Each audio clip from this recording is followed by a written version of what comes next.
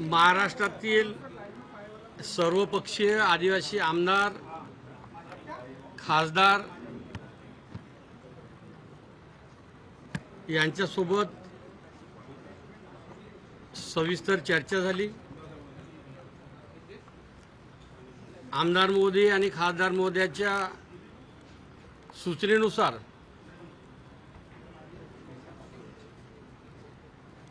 आदिवासी विकास विभागाच्या अंतर्गत शासकीय वसतिगृहामध्ये प्रवेशाकरिता असलेली वयाची अट जी आहे, वयोमर्यादा आहे, दिनांक 14 ऑगस्ट 2026चा शासन निर्णयाच्या अधीन राहून वयोमर्यादा 30 होती। त्या वयोमर्यादाला सर्व आमदार खासदार यांच्या सूचनेनुसार चर्चेनुसार स्थगिती देण्यात आलेली आहे। त्यामध्ये प्रवेशासाठी कोणाचीही वयाची अट राहणार नाही।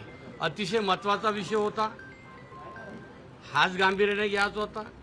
याकरिताच आमच्या सर्व आमदार खासदार यांच्याशी चर्चा झाली आणि येणाऱ्या काळामध्ये आदिवासी विकास विभागाअंतर्गत शासकीय वसतिगृहामध्ये प्रवेश घेण्यासाठी त्यांना वयाची अट राहणार नाही, ती अट रद्द केली, शिथिल करण्यात आली। एवढ्याच प्रकारचा विषय।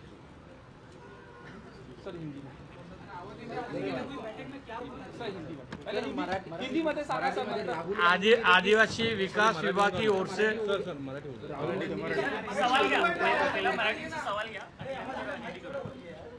आदिवासी विकास विभाग की ओर से हॉस्टल में प्रवेश लेने के लिए 14 अगस्त 2026 को प्रवेश लेने के लिए जो आचार संहिता बनाने का जो JR निकला था, प्रवेश की मर्यादा 30 उम्र थी, वो शिथिल कर दिए।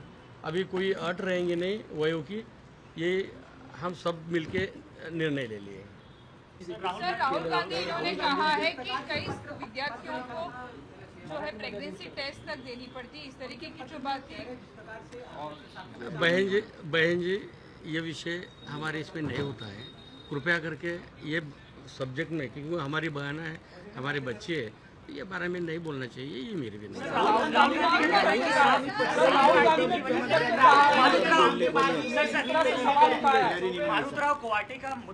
ये जो JR निकला वो JR में वो नहीं है, इसलिए मेरी विनंती है, हमारी बच्चियां हैं, हमारे बहना हैं, वो बारे में आप मत चर्चा करिए, यही विनंती है। क्योंकि जनजाति समाज की मेरी बच्ची है, बहन है, इसके बारे में आप मत पूछिए। आप राहुल जी को पूछिए, गवर्नमेंट का JR भी नहीं है और वो गवर्नमेंट का JR भी नहीं। सर, हमारा सवाल राहुल गांधी को लेकर इसलिए क्योंकि वो नेता विपक्ष हैं, आपकी जवाबदेही बनती है। सर, राहुल गांधी ने पत्र भी लिखा है मुख्यमंत्री को, ओपन लेटर लिखा है। वो तो कह रहे हैं आदिवासी डिपार्टमेंट ही ठीक से काम नहीं कर रहा, लंबा चौड़ा पत्र लिखा है। आमच्या सर, हिंदी मराठी आमचे महाराष्ट्राचे नेते आणि मुख्यमंत्री आदरणीय देवेंद्रजी फडणवीस यांच्याकरिता राहुलजीने जे पत्र लिहिलं, त्या पत्राच्या अनुषंगाने आज मी राहुलजींना जी माहिती अद्ययावत देणं अपेक्षित होतं, आवश्यक होतं, परंतु राहुलजींना अद्ययावत माहिती न दिल्यामुळे गडचिरोली येथे साप चावल्यामुळे 3 मुली आमच्या दगावल्या, मरण पावल्या। 3 मुली दवाखान्यात भरती होत्या।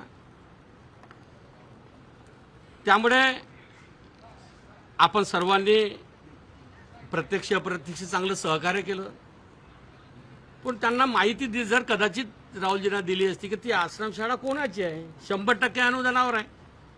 100% अनुदानावर असलेली अनुदानित आश्रमशाळा 1992ला मिळालेली अनुदानित आश्रमशाळा जर त्यांना वास्तविकता जर सांगितली असती की ती आपल्याच माजी खासदाराची आहे, माजी मंत्र्याची आहे, 3 वेळा निवडून आलेल्या आमदाराची आहे, तर कदाचित तो प्रश्न उपस्थित झाला नसता. तर ती माहिती जर कदाचित त्यांना देणं आवश्यक होतं, एवढीच अपेक्षा ती मागते. आदिवासी विभागाचे कामात आलेल्या कामांचे पैसे कंत्राटदारांचे बाकी आहेत. या संदर्भात कंत्राटदारांनी आरोप केला है आपल्यावरती. सर, जिस तरीके से क्या आपको लगता है राहुल गांधी इन्होंने जिस तरीके से ये पत्र लिखा है इसमें उनको जो इंफॉर्मेशन दी गई वो कहीं पे गलत? उनके साहेब, आदिवासी विभागाचे जे पैसे बाकी आहेत त्या संदर्भात कंत्राटदारांनी आरोप केलेत आपल्यावर. आपण फक्त एवढीच अपेक्षा आहे, पुणे येथे झालेल्या कार्यक्रमाच्या अधीन राहून राहुलजींना आमच्या मुलींनी जे संवाद केला, चर्चा केली, ती माहिती थोडी अपूर्ण होती. त्यामुळे कदाचित राहुलजी तसे बोलले असेल. परंतु आमचे नेते देवेंद्रजी फडणवीस महाराष्ट्रामध्ये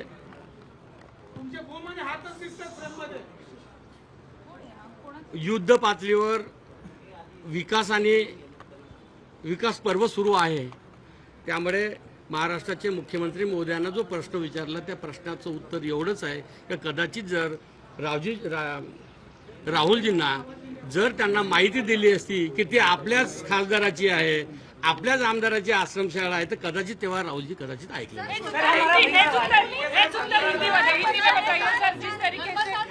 जिस तरह से राहुल गांधी ने पत्र लिखा मुख्यमंत्री को, उसके ऊपर जानना चाहेंगे. राहुल गांधी ने मुख्यमंत्री को पत्र लिखा है, तुला हिंदी में जानना चाहिए. सर, हिंदी मध्ये सांगा. सर, राहुल गांधी ने पत्र लिखा है मुख्यमंत्री को, आरोप केलेले आहेत हिंदी मध्ये.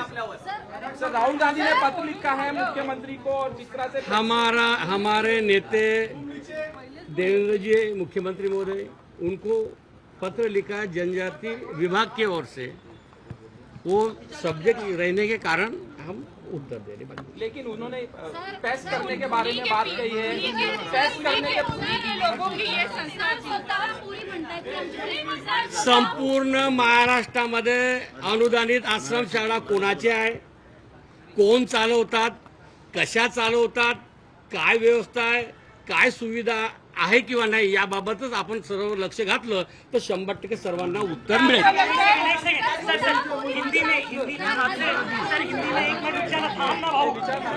जिस तरीके से राहुल गांधी जी को ये इन्फॉर्मेशन गलत दी गई, क्या उन्हीं के लोगों की ये संस्थाएं थी?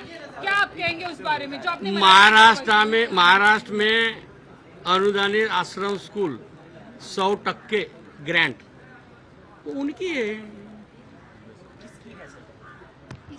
राहुल जी को मालूम है, राहुल जी ने पूछना चाहिए कि वो आप मारुतराव जी कोवासे की अनुदानित आश्रम स्कूल है, वहाँ पे सर्पदंश हो गया है, तो उनको मालूम होना चाहिए. सर, क्या राहुल गांधी को ये जानकारी नहीं थी कि उनके ही मंत्री है? नहीं होंगी, इसलिए नहीं होंगी. साहेब, स्वतः पुरी म्हणतात की आमची प्रेग्नन्सी टेस्ट होते, त्या दिवशी तिने मंचावर सुद्धा सांगितलं. मग तुम्हाला आमच्या मुली आहे, आमच्या बहिणी आहे, मुलींच्या बाबत म्हणतात की आम्हाला आमच्या मुली म्हणतात त्रास होते. कोणालाही अधिकार नाही आमच्या मुलीबद्दल बोलायचं, आमच्या बहिणीबद्दल बोलायचं आणि आमच्या पैसे झालं नाही, होणार नाही, होत नाही. आमच्या मुली आहे.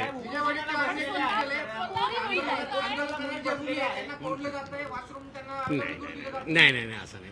तुम्हाला आठवत असेल एटीसी कार्यालयामध्ये गत 10 दिवसापासून नागपूर येथे अधिवेशन आंदोलन होतं. कोणत्या मुलीला मुलांना त्रास झाला का? नाही, तसं नाही.